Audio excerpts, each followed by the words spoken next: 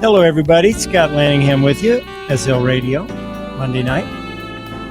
Paul Ostermayer, great saxophonist, good friend of mine, and an Austin music legend, joins tonight. We're listening to a piece of his called We Used to Play right now. We're going to let that finish, and then Paul's going to join us. We're going to have a nice, fun visit and listen to some tunes.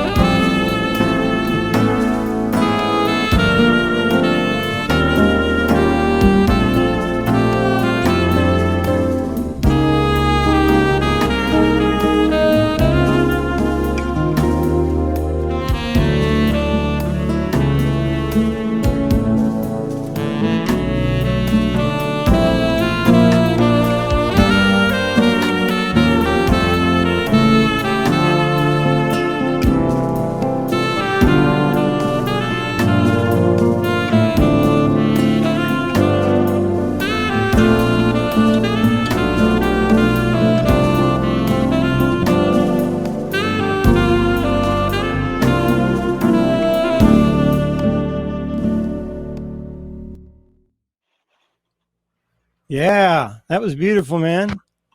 Hey, Scott. Are you? Thank you. You're unmuted. Good. Now we can hear you. Yeah. How you been? Pretty good. Pretty good considering. Yeah.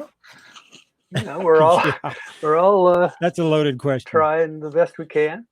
No, I can't complain. We're good here. That's a loaded question. Where are you in the New York, broader New York area? I am due west of New York City in a town called Verona, New Jersey, about 15 miles. Oh, okay. Hey, we're getting some kind of a scraping sound. Something, I don't know what it is. It sounds like you got sandpaper under your feet or something. There. Now put it back on. It might be the cable. You might are you sitting on the cable or something? No. Oh, let's see. Can you still hear it? You're okay right now. Yeah, okay, I'll be careful. I don't think you can move even a fraction for the next hour. You'll have to sit perfectly still. What? Just kidding. No, whatever it was pretty loud though. But okay, I'll try not to do that. You're such a lovely cat. We could even handle it. even I was with you. probably doing something nervously under the table here. It just sounds like you. It sounds like you've got a couple of pieces of sandpaper and you're rubbing them together. I don't know what's going on there. That I shouldn't do that. Oh, no, don't do that, please. It's very unbroadcasty. So anyway, for those of you who don't know Paul Ostermayer, I first met Paul in the very early 80s when I moved to Austin to go to University of Texas. He was a very important musician on the Austin scene and had been for years, and performed with bands like Passenger and 47 Times Its Own Weight. And and the one you mentioned a minute ago, Paul, Zilker something. Oh, Zilker Sunday was the first one. Yeah. Zilker Sunday. You guys were all we were a party band. You were real post 60s hippies, man. Post 60s jazz hippies. Yeah, right? Kind of were. Oh yeah. Well, it was just post 60s. It was 1971, I think, when that band was formed. Wow. Or 70. Did you go to UT? Were you a student at UT? Oh yeah. Yeah, that's where the kind of the core of the Austin jazz scene began, really. Mike Mordecai and myself, John Mills, and more and more came in through the years. Yeah. Subsequent. At least that's where the core of the Austin jazz scene of the 70s into the 80s came from, Yeah. And I know that Roscoe was instrumental to coaxing Dr. James Polk out of musical retirement and back into fully getting into the scene. And you guys had that awesome band with him, right? Oh, with James, yeah. That was mid 70s. By that time, 47 Times had run its course. And James Polk had been playing with Rob Lockhart playing sax. Okay. And they had a steady gig at Casablanca. And Rob moved on to go to school at Eastman School of Music, and I took over. And within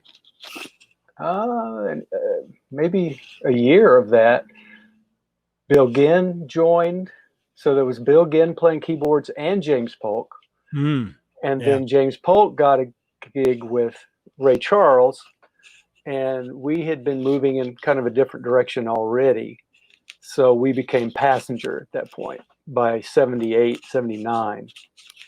And shortly thereafter hooked up with Leonard Cohen and Jennifer Warnes, and that chapter began, which we know about from a previous show that you were on with the surviving Passenger crew, as well as Jennifer. That was a great show. People should revisit that one too. We have I know tonight I should tell people, you and I talked about some of the things we wanted to play. There's so much music over the years to share. We were going to try to find a number of things that we participated in together. And you're still making noise there, Paul. I don't know what it is. It's loud. Okay. Is it paper? It may be my... I wonder if it is that. I think if you're rubbing that cord, it's not shielded. Let me hook it up so it's not... I'll bet that's going to do it. Yeah. Yeah, just try not to touch the cord, because I think it's super sensitive and it doesn't have any shielding around it. Or put the chiclets away, or the Cracker Jacks, whatever you're messing with. But anyway, Paul and I talked about stuff to share, and we've got all kinds of things we've kept over the years, but some of it isn't even playable. It might be on cassette tape or reel-to-reel tape or this or that, or on a DAT tape, and we don't have a DAT player anymore or whatever. Yeah. But Paul dug up a few tunes. I had a few that I still had my hands on. So we're kind of visiting them from the more recent going backwards. And the next thing I'm sorry, before you say anything further, I just want to credit someone on that first tune.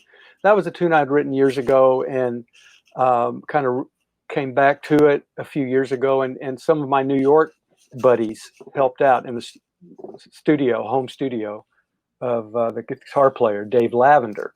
And I left, we recorded the stuff I had written, then I left it with Dave, and he put in a drum track. And then he added the whole middle section, that guitar solo. He added that. He composed that and added it and played the solo. And I think it added so much to the tune. I just wanted to give him credit. Oh yeah, it was beautiful. Really nice track. I'd never heard it before, and that was his work was wonderful on it too. Yeah. You notice Paul McKee has joined and said hello. Mike Mordecai, Tom Breckline, they're all saying hi to you. Yeah. Can I see that somewhere? Oh, well, no. You missed it. Yes. It was up on screen. See, I can throw them up on screen. Can you see that? I'm on comments now. Yes. Okay. There's Tom and there's Mike. Tom Breckline. Yeah. Michael Mordecai's here. And Paul McKee. A lot of great Austin musicians. Yeah. Tom Breckline, a more recent Austin edition, but a musician of the world. Yes. And Terry Dawson's tuning in. So anyway, we're just we're thrilled to have people checking this out, and I'm thrilled to have Paul on. A lot of great tunes to share. Now, this next thing that you gave me, I remember you laying this recording on me years ago. And tell me what it is, because it's pretty badass version of a Jackson 5 tune. What is this? Right, it's a studio session. It was designed as a demo for a drummer to get session work, basically, and I was hired to play on it. My friend Ron Rubio, who had worked with me at the Rainbow Room in New York City the previous year, I guess, or maybe the same year, had written an arrangement of the Michael Jackson song. And he put this cool section in the middle for a sax solo where it goes in. That was my solo. And it was just such a nice thing. And the singer is Tom Bowes, who sang with Tower of Power for years. Mm-hmm. And he and I have worked together for many, many years now. We play in the same, it's a party band up here in New York. A lot of great musicians. And we have a lot of fun with it. So yeah, it's a fun thing. Yeah, it's a powerful track. I remember you laying this on me years ago, and I was so grooving, and you play so well on it. I thought it would be fun to share. Oh, and the bass player, I think is so killing. His name is Rich Ebler, and he moved to Austin years ago. He's in the tech industry, or was. I think he's retired now. I'm not sure he's playing anymore either. But I just had to give a shout out to him. I loved his playing on this. Very cool. Hey, Paul McKee says he knows Ron from Chicago. That's right. That's cool. Ron told me he knows you. Yes. That's so awesome. He's a hell of a singer. The whole band is killing. And where was the Rainbow Room, by the way? The Rockefeller Center. Okay. It was built in the 30s or 40s or something, and it was a big party, dining experience, dance experience. It was closed for a long time, and they renovated it in the late 80s. And when they reopened, I was in the band that played. I played there for 2 years.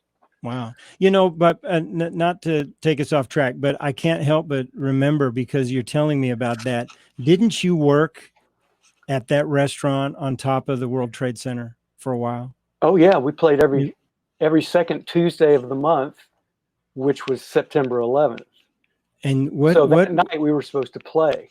Oh my God! We were scheduled to play, and our sound man had already started his way to set up. To the gig? Yeah. When did you guys when did you all typically go to the gig to get just in the evening? Yeah, evening. Okay. Yeah. We kind of figured the gig was called, I mean, unbelievable. We don't want to go there, but yeah. We play there every second Tuesday. Wow. Well, that man, we'll just leave it at that. Well, okay. And let's pivot back to Jackson 5. Oh yeah, okay. This is a famous Jackson 5 tune, and this is a really cool recording. The copy that Paul gave me, it's not of the best fidelity, but it's good enough to feel the power of what's going on. So check this out. I Want You Back. Ron Rubio, right? Ron Rubio arranged it, and the singer is Tom Bowes. Oh, Tom Bowes. Okay. Yeah. And a hell of a band with Paul Ostermayer blowing some mean tenor at the end. So check this out.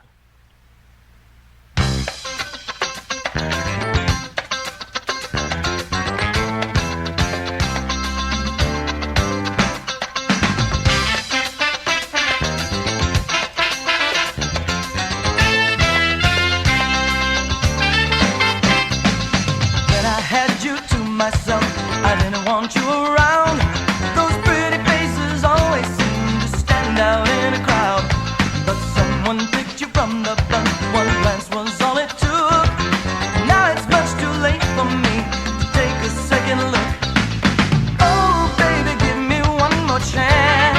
Show you that I love you. Won't you please let me back in your heart? Oh, darling, I was blind to let you go. But now since I've seen you in his arms, girl, yeah, I want you back, baby.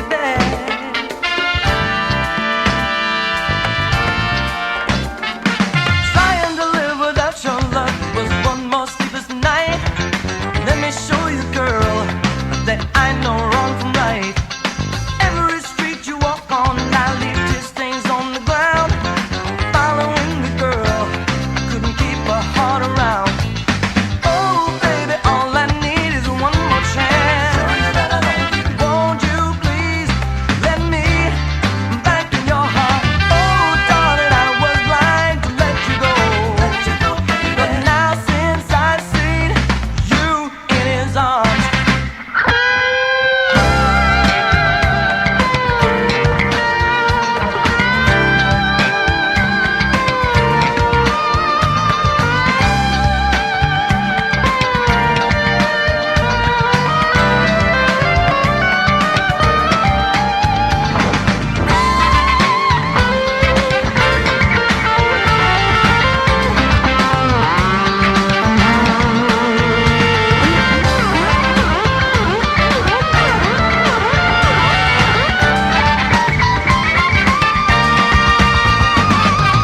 oh, baby, give me one more chance.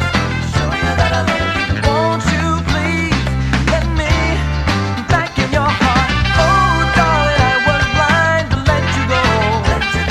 But now since I've seen you in his arms,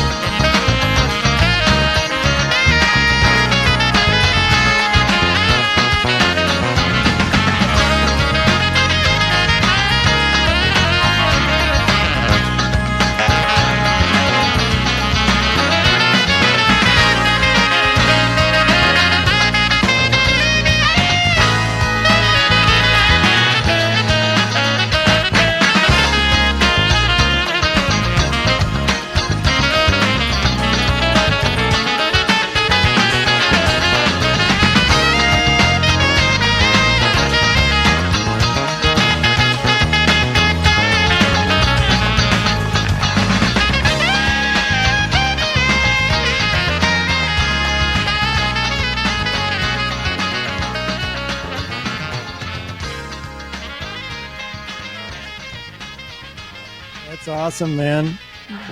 Beautiful playing over that. That's such a killing track. I remember when you first played that for me, I'm like, good grief. That should have made its way out on to a recording somewhere, you know? I know. It was a demo, right?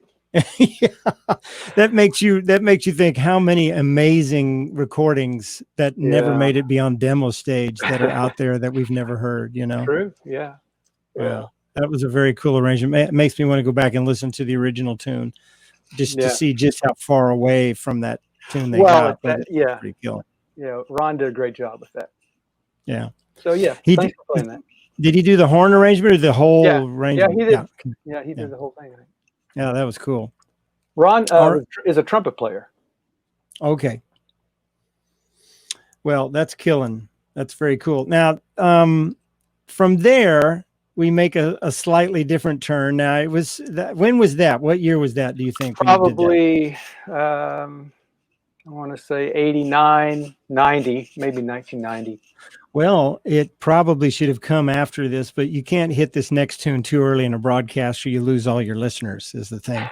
So it was right about, it was right in the early 90s, right about the same time that I was writing these and recording these silly songs that Yeah. were first on the TM Comedy Network, which was like a radio morning show service, you know, where DJs would play funny stuff, and they would take kind of credit for it. They would say, you know, here's something we did, you know, whatever. But so I did about 8 or 10 tunes that they didn't do, and I did them. But you know, I got paid for them to rent them, in so many words. Yeah. But one of those tunes was this one called "A Fishtail." I don't know if any DJs ever played this. It was probably beyond wacky to them. Probably, but it's genius, is what it is. Yeah, you know, the funny thing about this song is it's the strangest of all of those silly songs that I wrote during those years in the late 80s, early 90s. And this one was a favorite of my mother-in-law.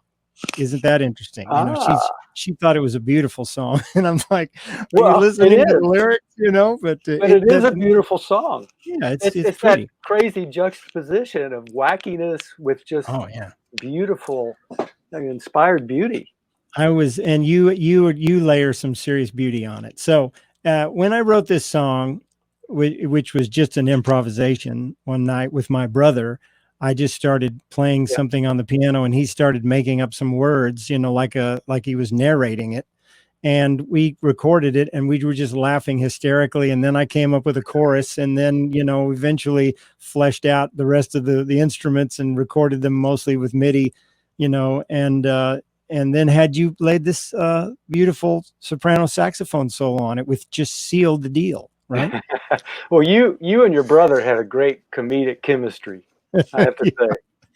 Yeah, we should get back to that. You know, I think that we need some of those healing vibes in our world right now. We probably need more songs like this. Yeah. So here from the early 90s, featuring Paul Ostermayer on soprano saxophone, is a Lanning Tunes classic called "A Fishtail." So here you go.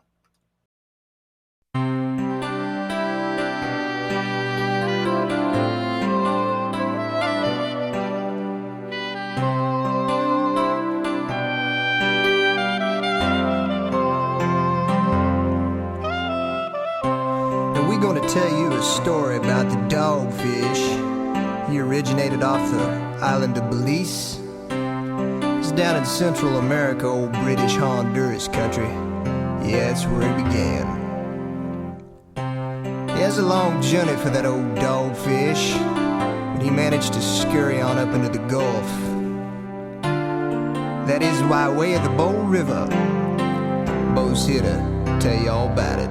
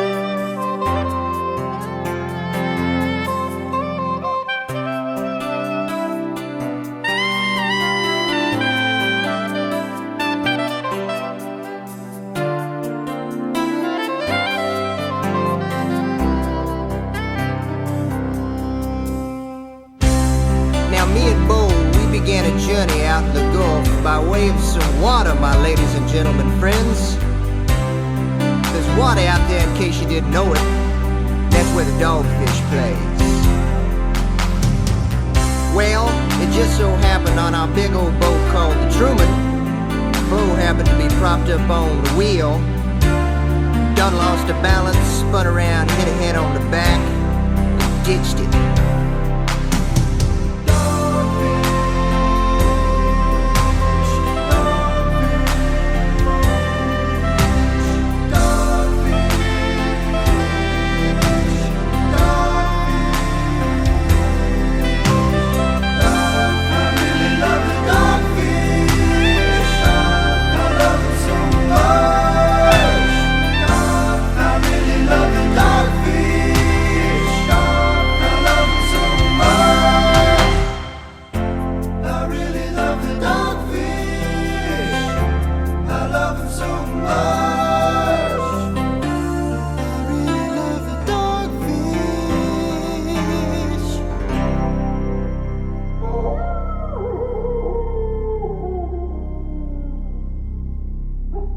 Guess that's supposed to be the dogfish.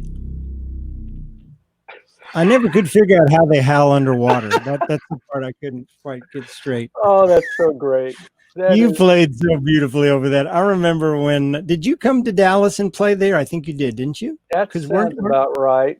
Because you were still in Texas. You were I still think in we Austin. were on the road. Sharon and I were on the road, and we came through. Came through, and we went in the studio and actually used studio time to record that. Actually paid studio time to record that. Is just, I love that. That is, thank you. Better than that. That was fun, and I can't explain the story. I didn't really make the story up. It was funny. I remember when we went when we decided, because originally, it was just Doug and I, and we did it on a 8-track reel-to-reel, and there wasn't anything else going on. And once I decided to make it part of this collection I released, that's when it got serious. And I'm like, it needs a nice saxophone solo. And once I heard you on it, I just couldn't help but struggle with the thought that I really need to write some lyrics and make this into a real song. But I couldn't. I tried, and it just would not yield the whole dogfish thing. That's all it can ever be, So anyway, thank you for being a part of that. It was something I will always treasure. And I. Paul McKee says you have a beautiful soprano sound, which you do indeed. You really do. You have a very identifiable tone on any instrument you play, and your tenor. I was revisiting the other day the famous Blue Raincoat album, and remembering on that tune, which is really a tenor feature in many ways, along with Jennifer Warren's, right? And that's a magnificent piece of work by you, Paul. It's just timeless. It's still as gorgeous today as it was the day you first did it. Well, thank you. I mean, I was surrounded by genius and beauty. Oh, indeed. I mean, that's really, for those who have not heard that record, famous Blue Raincoat, Jennifer Warren's, the music of Leonard Cohen. That's one of the great records, I think, of our age. It really is a classic, and a beautiful piece of writing. All the music by Leonard, a beautiful recording, a beautiful production by Roscoe Beck. Where he pulled all that together and orchestrated that whole project. Great performances by everybody, including Jennifer and you and everybody else involved. It really is one of my favorite recordings. If I could only have 10, that would be one of them. Mine too. And I remember what I loved about recording that in the studio. It was just Bill Ginn and Roscoe on his acoustic bass and me in the room. It was so open, and everybody just did the most tasteful, perfect things. That it's like it as in a lot of music, when the planets line up, or you just got out of bed on the right side, things are just going well. It just happens. You don't make it happen. It just kind of happens. How many let it happen, How many takes did you guys do of that? I mean, was that an early take? What did you think? Oh yeah, there were not many takes at all. That may have been, I have to say, that may have been the only take. That may have been the first take. It sounds like that kind of magic, you know. You guys, you all know each other so well. You played together for so long. It was just that comes through in that recording too. Just that sense of family. That's a musical family performing on that record. Exactly. Yeah. Yeah. And so you guys cut it as a trio, and then the strings were added later. So then, what was it like the first time you heard it with all of that? Was that Bill Ginn's arrangement? Or I don't know, Jeremy Bill. Lubbock? I can't remember. I'd have to look a back. lot of the string arrangements on that album. Paul McKee is listening, and he has the vinyl. Paul, if you could quickly look that up on the back of the album for us and let us know. But so Bill Ginn did some arrangements, and Jeremy Lubbock did some arrangements. I think so. I think so. And I loved it when I first heard it. You know, Roscoe sent me a cut before it came out. And now I did some more playing than ended up on the record.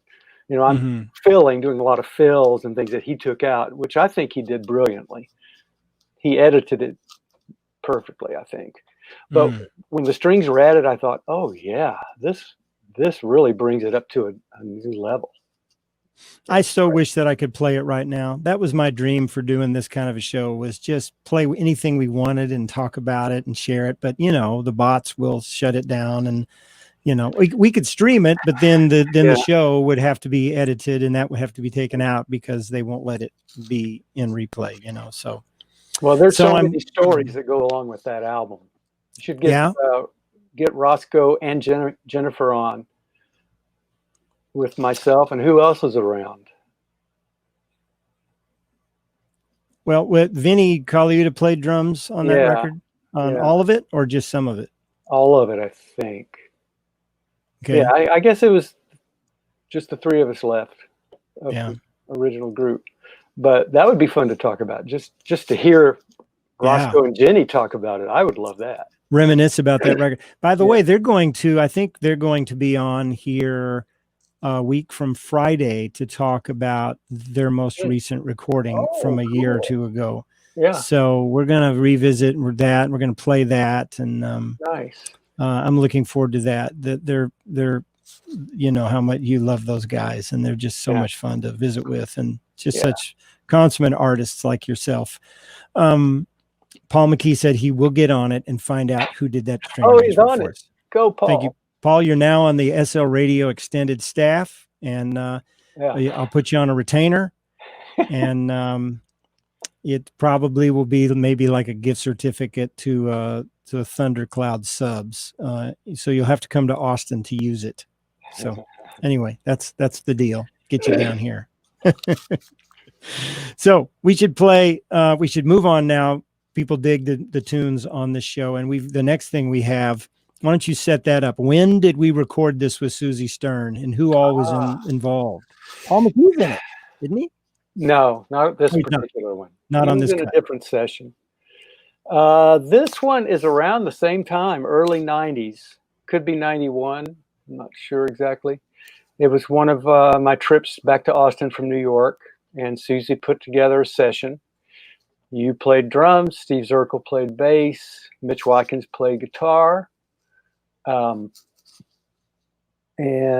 Doug Hall played great keyboards. Oh yeah, and the tempo is ridiculous. I can't play this fast. Well, Susie would count these things off, and you know, when a singer counts something off, you do your best to honor that. Yeah, and playing fast was not my forte.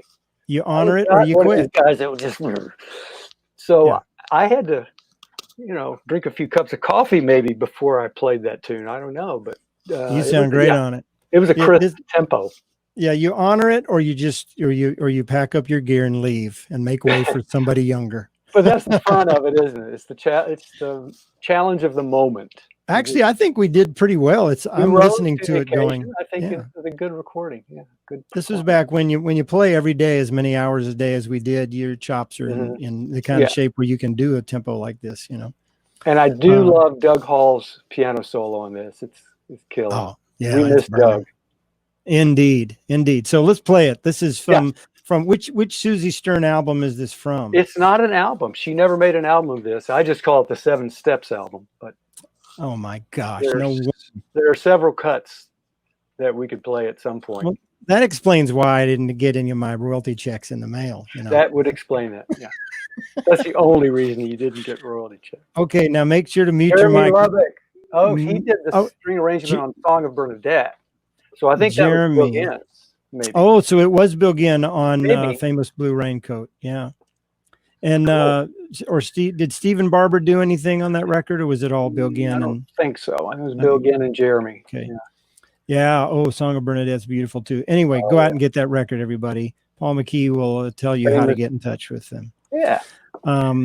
Yeah. And Paul says, Miss Doug Hall. Yeah, me too. Doug Scott Hall or Doug Hall Scott? Doug Hall, comma Scott. I think that's what you meant to say. Oh yeah, Doug Hall was one of those wonderful musicians in the history of so many in Austin. And well, he moved to New York City when I was up here, and we did a gig at Birdland together. We'll have to play some of that someday. Yeah, absolutely. Let's dig on this, and be sure to mute your mic so we don't get any scratching chords while we're digging on this. But this is Susie Stern. 7 Steps to Heaven with the group that Paul just described. Flash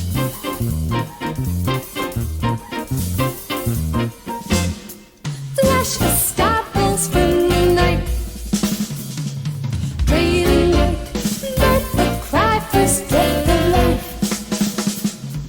New more life, and everyone find me reasons for please stay. Let it go and fly away. Your path is clear while we're here.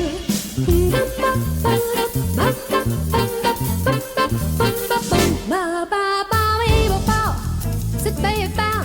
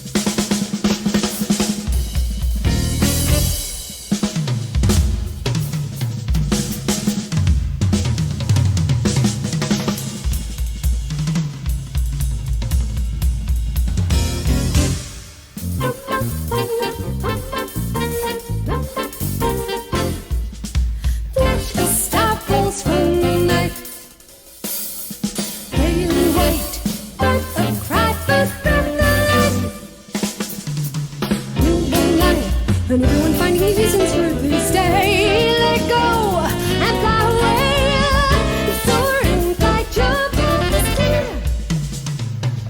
While we get your path is clear, while your path is clear,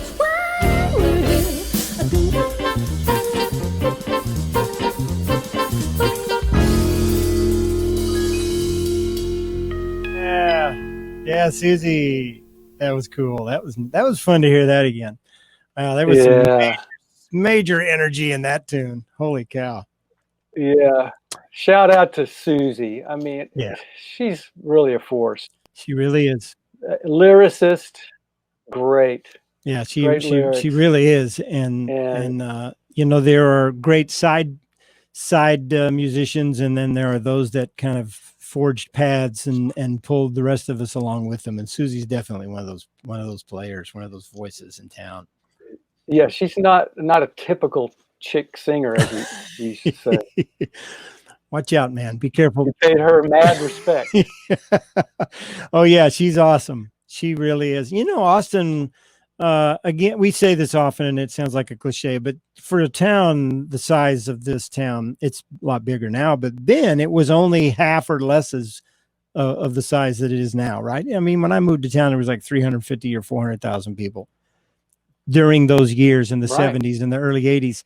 Yeah. All of these people were doing all this stuff in Austin, and it was so exciting, and it was so easy to get around to all of it.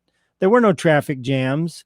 None of us made any more at gigs than we make nowadays, but man, it went a lot farther. You know? Well, it did. You could pay your rent. It was a wonderful, it was an exciting time to be a part of that scene. That's for sure. I'm glad you showed up when you did. Me too. Good time. So this brings us now to a little, about this time we were all back in Austin, because when we recorded that with Susie, I think not long before maybe I moved to New York, and then a little bit later you moved to New York. Mitch moved to New York. I mean, everybody was kind of coming and going at that point. But right before this is when we had our very brief but powerful, matter of fact, before I say that, I should say you and I played together, not only with Mitch Watkins in the Mitch Watkins group, but we also, for a while there, we did quite a few gigs with Beto together, I think, didn't we? Beto Elos Fairlanes? Yeah. And I wanted to show you a photo I found of us. See if you can guess what year this must have been, but it was at Rockefeller's in Houston. Yep. Yeah, I remember. I have that photo somewhere. There you are. Yeah. And it's you. It's like from the right to the left, horn section, Mike Mordecai, John Mills, Paul Ostermayer. Is that Mark on Mark trumpet? Breithaupt, yeah. Okay, yeah. Awesome horn section. I remember that night. Yep. Steve Zirkle over there on bass. Dude on the piano with his Casio or whatever he had there up on top, being as hilarious as always and inspiring. And Arturo Garza, God rest his soul. We miss him so much. And he was, all of you guys were. I was the youngest one in that group. Zirkle was just a little older than me, but that became my family for a long time in town, right there, and then extended beyond that. The guys from Passenger and Susie and Rich Harney and Paul Glass and but Paul McKee, while he was around, I think by this point he may have already gone on the road with Woody Herman. Yeah, but gosh, that was fun being in that band. Yeah, it was a good band. I found a photo later on of of when Elizabeth and I had first moved back to Houston around 89. Yeah. And Beto was playing a gig at Rockefeller's, and Mambo was playing drums, and Tony Campisi was playing sax, and we went to see them, and they asked me up on stage to sit in, and I hadn't played with them in years, and it was so much fun. And someone took a picture of it and sent it to me. It's pretty fun. That is awesome. I look like an insurance salesman setting in with Beto Elos Fairlanes, but I always kind of did anyway. I think. I wish I could. Go ahead. Yeah, Paul McKee says, didn't dude play a Yamaha DX7? I think that was one of the things he played for a while. He did, yeah. That may have been what was sitting on top of the piano. Yeah.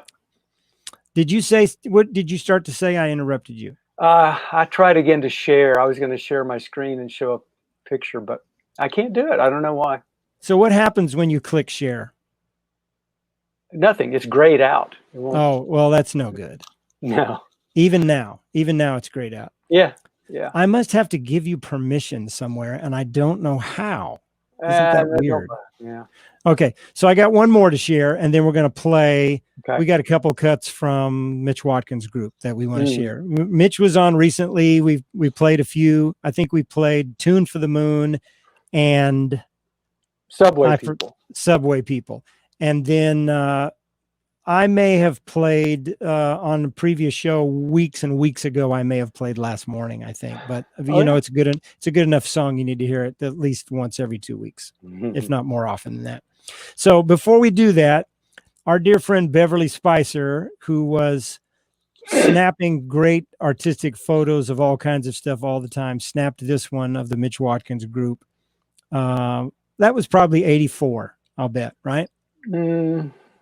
Yeah. Because I moved to New York right after that. So you know when it was? I mean, I don't know if the audience is interested in this. Forgive me, but I think it was the same session we got together and we created all those tunes. Subway People and Gatekeeper and Number of the Beast. We had a long session and we just jammed those tunes, and then Beverly came over and took these shots. Yeah, we just rolled Mitch's reel to reel and we jammed, and then we listened back to what we did and we pieced together pieces of our jam to make those songs, which I thought became some of the most exciting stuff we ever did. It was another one of those magic times, magic days. Yeah, look at how young everybody is. It's kind of frightening, actually. I had hair. Yeah. You were, man, Paul. You were really the male model. You should have been in Hollywood. You could have been. I had more fun. No. I had more fun just doing what I did. Yeah. Well, I'm glad that you weren't off doing that. I'm glad you were with us. Because what fun we had. Anyway, let's move on. All right. So let's play. This is your original Last Morning, this was a recording that when we first got together and in the studio, James Tuttle engineered, and we just rolled 2-track and we just played straight to 2-track, no overdubbing. Yeah, that's not quite right. No, we did that the first time. Oh, the first time. Yeah, the first time we recorded, we just did everything straight to 2-track. Okay. It was later that we came back and did the overdub sessions. So I think this recording of Last Morning is from that first session where everything was played live. There were no overdubs. We just played live, I don't remember, but yeah, you could be right. And Alice also comes from that because they were both on the same cassette. That was another, that session was pretty heavy. Yeah, so let's dig on this. This is we're going to mute ourselves so we can let you guys have the full hi-fi version of Paul Ostermayer's original Last Morning, performed by the Mitch Watkins Group circa 1983 or so. And this is Paul Ostermayer, me, Mitch Watkins on guitar, Steve Zirkle on bass, and everybody had keyboards except me. It really wasn't fair. I didn't get any keyboards. No, there were too many keyboards as it was. It looked like a freaking piano convention whenever we set up. Yeah. Anyway, here you go. Last Morning. All right.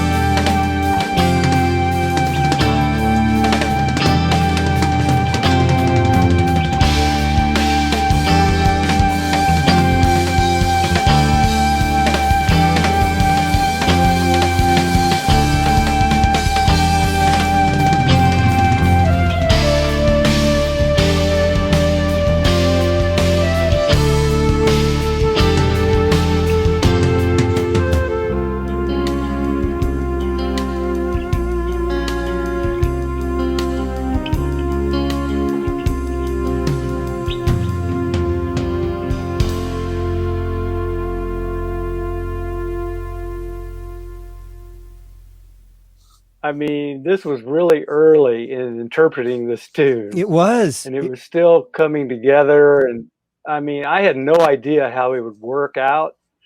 It worked out okay, I think. Oh, Pretty man. nice. And that drum solo, I gotta say this. That drum solo, I intended to hold that note out for a while and have a little drum solo in there. And for some reason, I was inspired to just keep it going. And poor Scott thought it was done, and you can hear him do it roll right into it. And I just kept it going, and he came through. He went back and built it more and ended it even stronger than he would have the first time. Well, great playing, Scott. Great you playing. just you wouldn't let me be done. No, you're not done. Well, and that became the way we did that tune, right? It was yeah. I remember being in that, wherever that little rehearsal studio was in South Austin somewhere, where I don't know, we may have been renting a room over at the Austin Opry House studios over there. I think they had some practice rooms over there. Could have been. But I remember for a while we were gathering and just working on this new stuff and not knowing what we'd do with it, and then debuted it. And it's funny, it's such a powerful memory for me, but I don't think we even played as a group over 8 or 10 times, right? Not many. That's true. Not many. And we went from the height of a big crowd opening for Spyro Gyra at Austin Opry House to the lows of opening a new club in Houston to 0 people. Yeah. Remember that? That was pretty fun. Yeah. And babe, by the way, Mike Mordecai just sent me this screenshot, and because we were discussing when was that Beto gig, and he went and he found his calendar. So he's thinking it was around the 27th of whatever month that is. March. And what year? Yeah, what year? Mike said in the message. Mike, what year is that, man? No, I think he said in his message. I'm trying to go back and find it. He thinks possibly March 26th, 1987 is what he's thinking. That could be, yeah. Yeah, I thought it was more like 89 when I finally got back to town, but who knows? Anyway, I wish I had that. No. That's wrong. No? Well, you mean the one where we're all in that picture playing together? Yeah. I think that was farther back even. Yeah. Because in 87, I was living in Boston. Farther back. Yeah. I wasn't even really playing music. So this one Mike's talking about was a later one. Yeah. Yeah, and then the one I wish I'm trying to see if I have it anywhere handy. I have one somewhere of me, and I don't know if you're in this shot, but let me see if I have it real quick. I have one when I came back to town and I sat in, and Mambo was playing timbales. And I don't know if I can find it. I don't think I have time to go looking for that. People want to hear music. They don't want to see me wandering around my iCloud.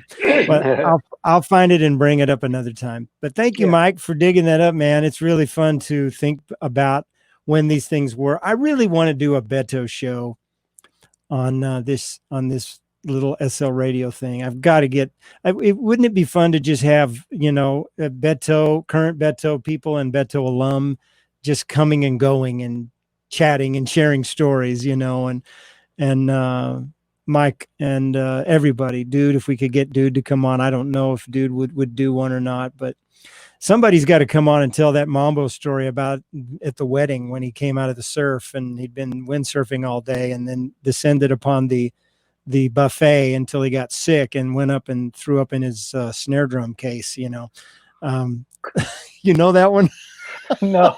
The way I remember Beto telling it is that that Mambo trainer, who was a fantastic competitive windsurfer, had been windsurfing, and they were having this wedding on the beach, and they were playing the reception party after the wedding, and that Mambo walked up out of the surf, went straight into a tent, put his tux on, and walked up and started playing, just without a shower, without any break, without any food, nothing. You know, he just surfed right up to the downbeat to get the maximum surfing in. And they played that first set. And then he was so hungry that he descended upon the buffet during the break and ate everything. Salsa and guacamole and wedding cake and just mixed all kinds of stuff and ate more than he could, probably should have. And he said once they came back up to the stage, he was just green and he knew it wasn't going to make it. And as Beto tells it, he said, by request, we're going to start this next set with New York, New York, as Mambo turns and throws up into his snare drum case. And without missing a beat, Beto says, well, then how about Satin Doll? I thought that was a good story. Anyway, so we just listened to Last Morning, which was Paul's original with Mitch Watkins' group, one of our favorites to play in our limited catalog, but rich catalog of tunes, all tunes that never made it out on a record, which at least not as a group by us. Mitch did put out records later on. Paul played on some things, I think, or Zirkel played on some things, I don't know, but mostly they were different treatments of some of the tunes we did together. And then some of them never saw the light of day, right? Oh, absolutely. That one never did. And the one we're going to play now never did. Mm-hmm. And it's a great tune by Mitch called Alice in the Toy Store. And I love playing this one because Paul once again plays some seriously mean soprano sax on this tune. And so should we lay this one on him? Yeah. Okay. All right. Oh, wait a minute. Mike says about the story I just told, the client tried to sue the band because we failed to do the Flaming Limbo. Oh, isn't that? Because that was Mambo's thing to do. Oh, that was his thing. He wasn't feeling up to it that night. Mike, I thought you could do the Flaming Limbo. Why didn't you just jump down in there and take care of it? Poor Mambo. You do not want to do that back bend when your stomach is feeling that poorly. You want to stay away from sticks on fire, Okay, we're going to play Alice in the Toy Store, and then we've got one more cut harping back to Paul's days with Passenger to kind of wrap this show up. But we've been having a lot of fun reminiscing and playing tunes. And Mike says, I held the pole. Okay, that was your job. I do remember that. His job, yep. Yeah. Mambo was intimidating. He would say, I remember one time he told me to try to go under it, and I was like, no way. No. I can't even bend over and barely touch my toes frontwards. There's no way I'm going backwards. So anyway, Alice in the Toy Store, Mitch Watkins' group, from one of our very first recordings.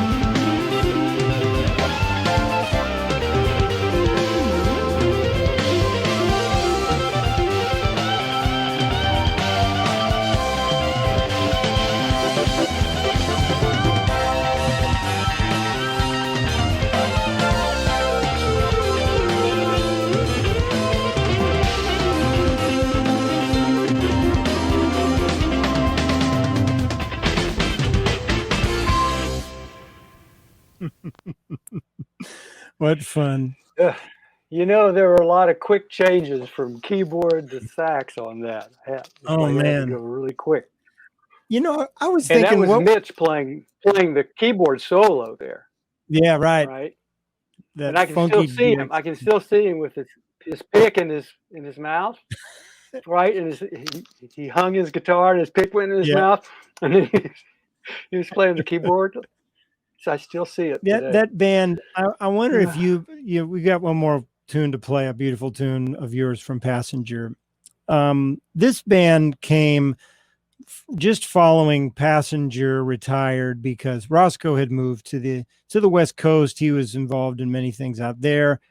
I think you guys at the time felt like maybe you'd kind of run the course of what you thought you wanted to accomplish together. People were moving in some different directions. And then this quartet, started because Mitch and Zirkle and I were playing with Tomas a lot. And then, that's right. Yeah. But then we wanted to start our own thing, and we loved playing with you. And of course, you and Mitch already had that great history together. After being involved in a band of such, high value in terms of talent, in terms of writing, in terms of focus with that Passenger group, this band must have felt a little more like a fusion garage band or something, right? I mean, what did this feel like for you? Because there's sort of a humor and craziness in this band that kind of contrasted with what you guys have been doing before. Oh yeah, right? It was more fun in a way, more open. Yeah, I think you're right. That's right. Plus, it was mostly Mitch. Yeah, so he was writing most of the stuff, and which was cool because he's so good.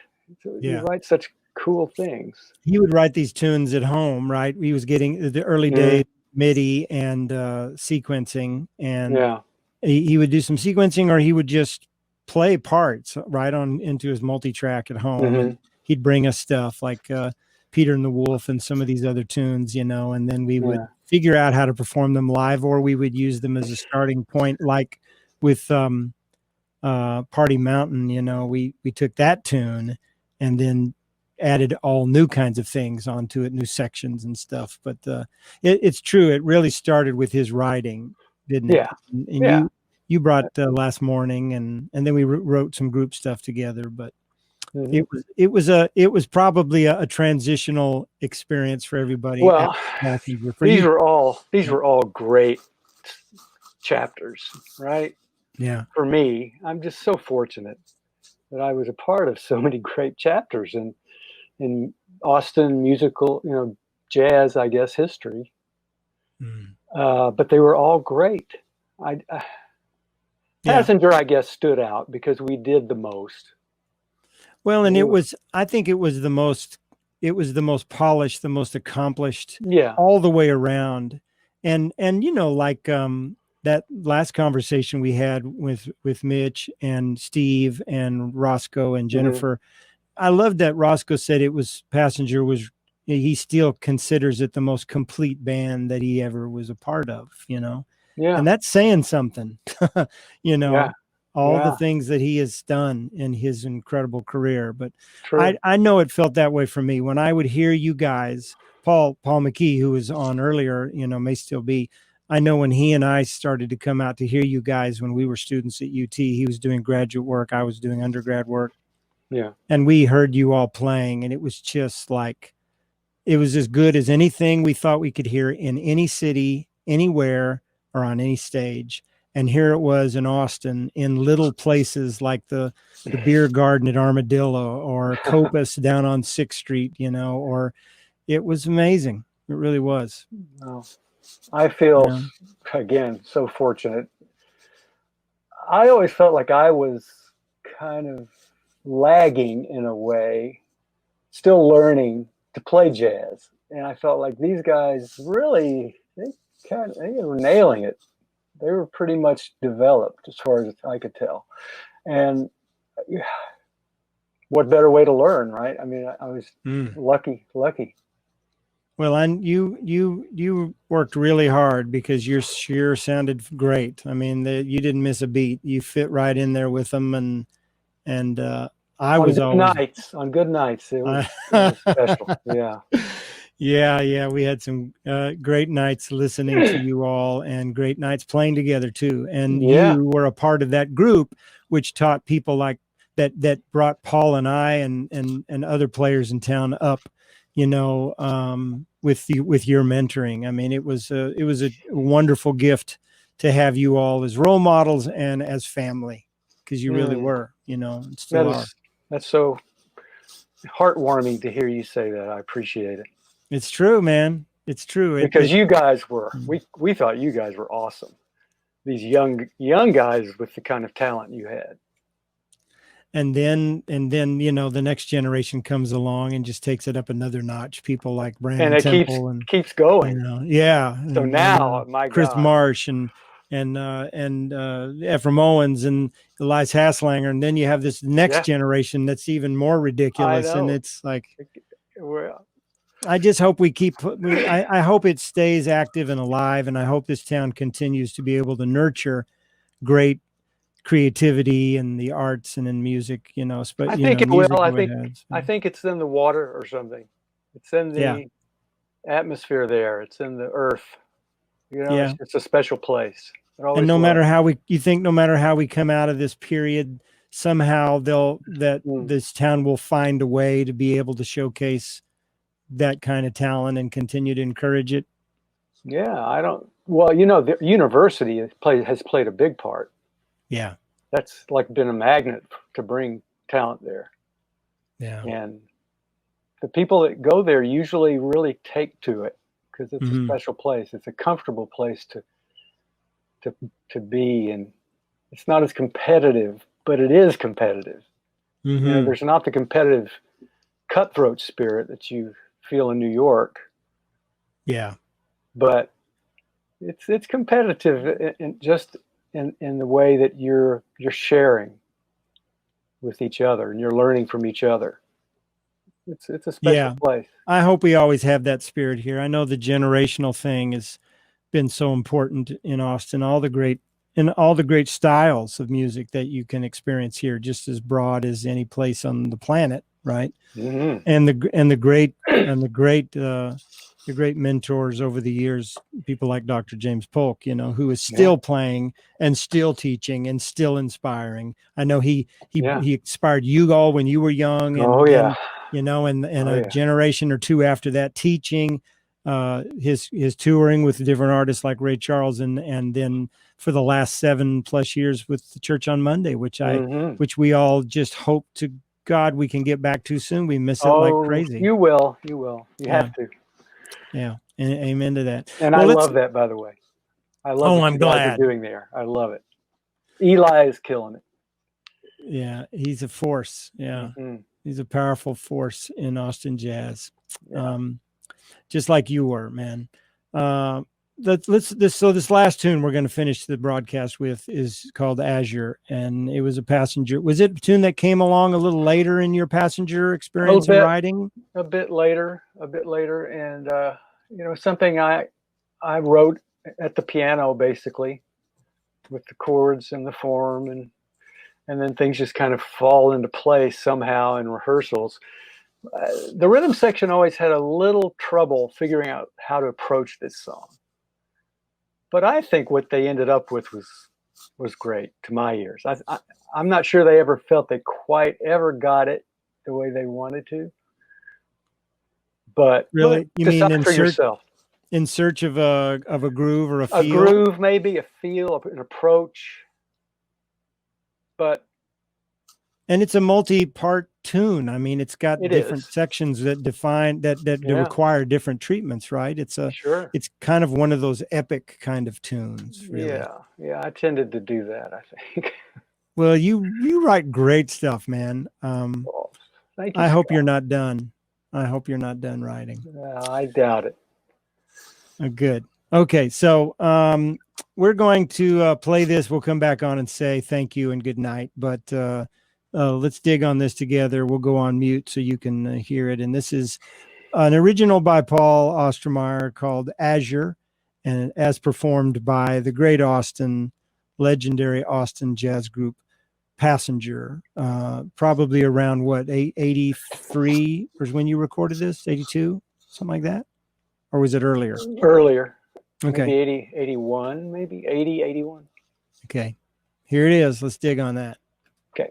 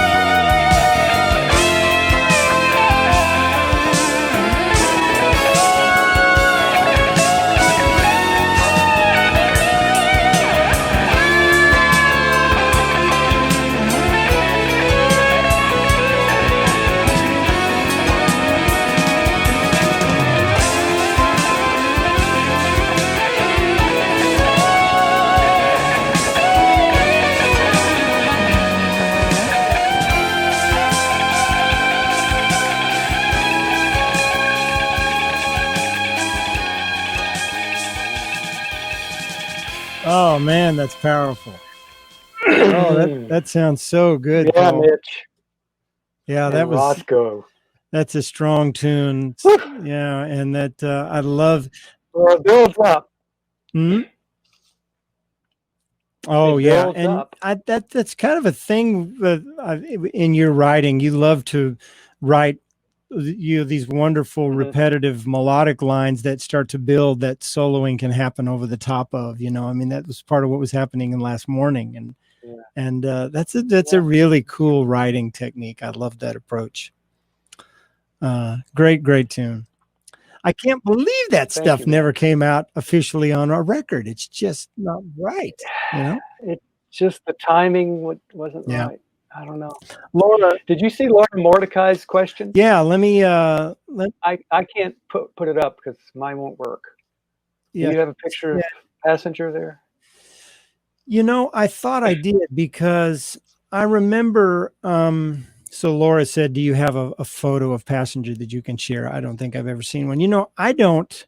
There's got to be one on the web, don't you think? Well, I have one here. I can just put my phone up on the camera, I guess. But yeah.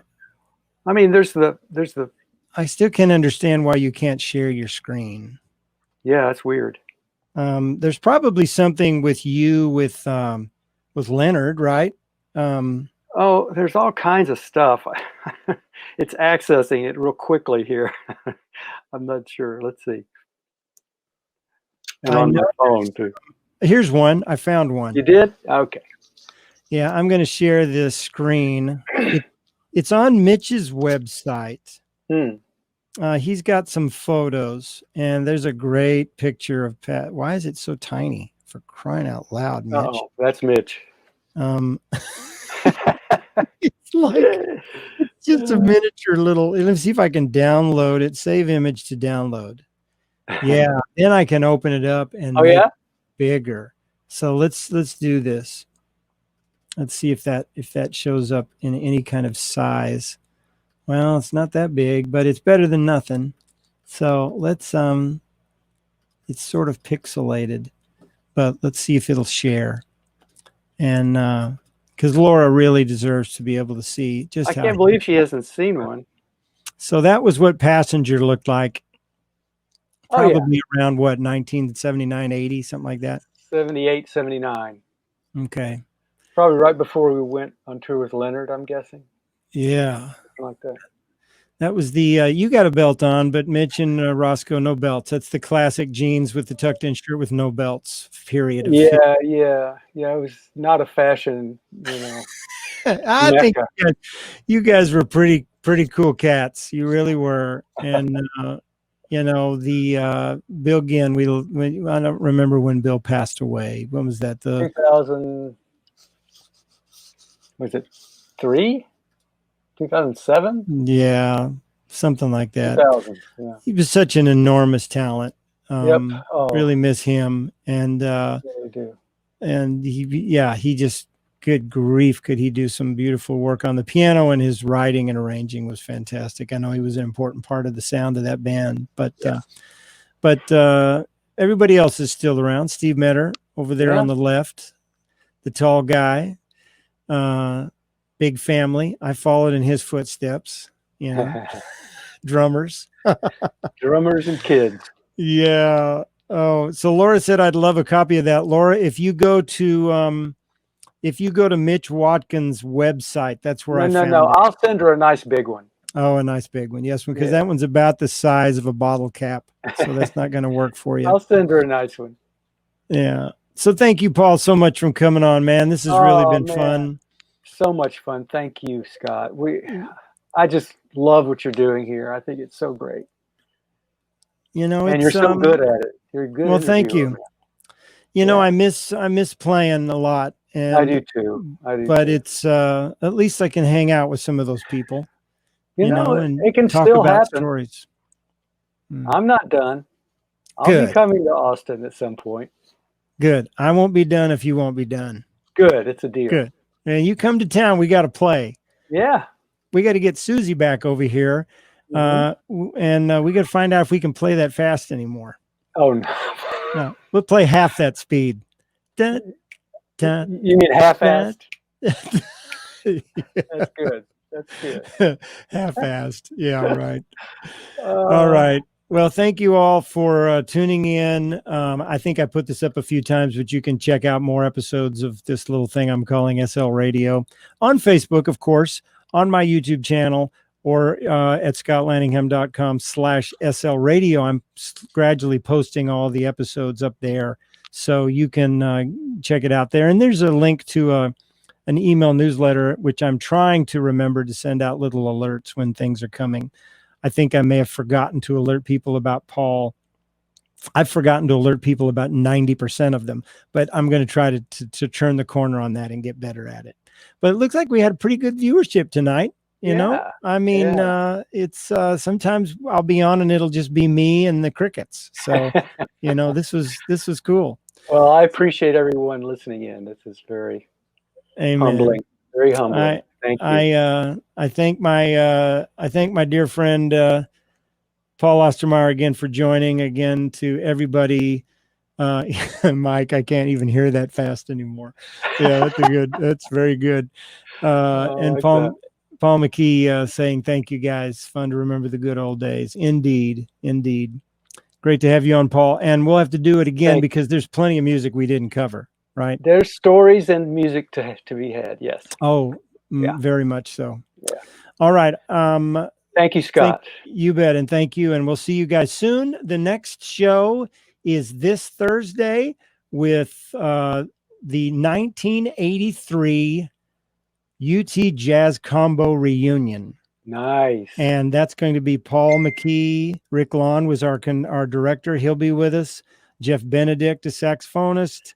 Lynn Keller, bass player. Rodney Lee, piano player. Rob Fedson, percussionist. Ralph Alessi was the trumpet player in that group, and Ralph is moving to Switzerland, I think. So he may not make the show. We'll see. We'll hope he makes it. But it was a wonderful group, and we had a lot of fun that year when we went to the Wichita Jazz Festival and won that competition and had a great trip. So we're all going to get back together and reminisce a little and find out what people have been up to in all these years. So tune in if you can on Thursday. You too, Paul. Come back. I will. Thank you, brother. All right. Thank you, brother. Take care.